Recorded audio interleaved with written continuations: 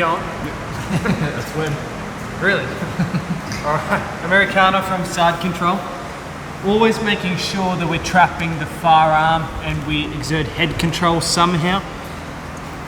As I want to do the Americana, I need to move my arm from behind the head over to the other side.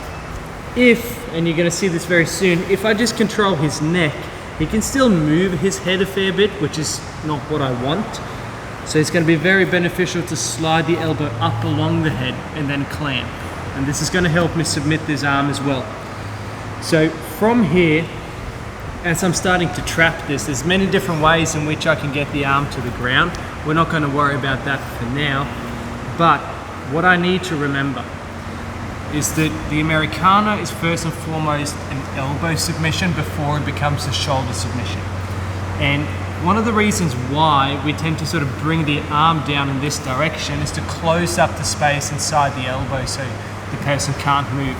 So for this to get even more effective and more painful, I'm going to grab across the wrist. I don't want to grab below the wrist because the first line of defense is to make a fist and curl it up like a Popeye forearm, because that is the opposite direction that I want his arm to go.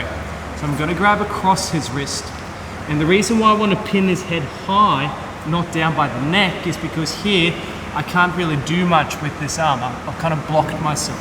So I want to make sure that my elbow comes in high here so that I can drag his wrist and his thumb closer to his shoulder. That achieves the same effect as dragging his arm down towards his hips.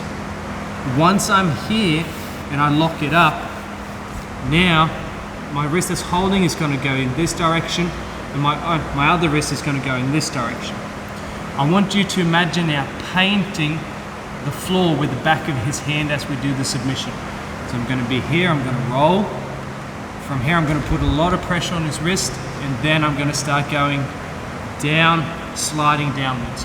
However, what I want to do here is place this arm as close to the shoulder joint as physically possible.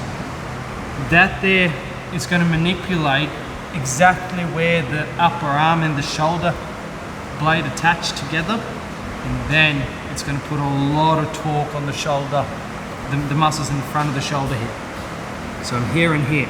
Now this is a very different story. Very different story. And I want to try to rotate my wrist forwards at all times. For me to make this even worse for Scott now, I'm going to put my forehead on his elbow. That's all I need to submit him now. Here, here, and then down. It's very, very painful. If that doesn't work, that's when I'm going to start sliding down a tiny bit. As I slide down, I dig this elbow into his rib cage as he slides along. That allows me not only to exert a bit of discomfort, but actually have more control of the rib cage, which the shoulder directly attaches to. So here and here, I'm under the shoulder joint as far as I can. Then pack everything in. I'm going to use my elbow on this ground as well to shift my weight down into his rib cage and then put pressure on it. So we're here. I've trapped the far arm somehow.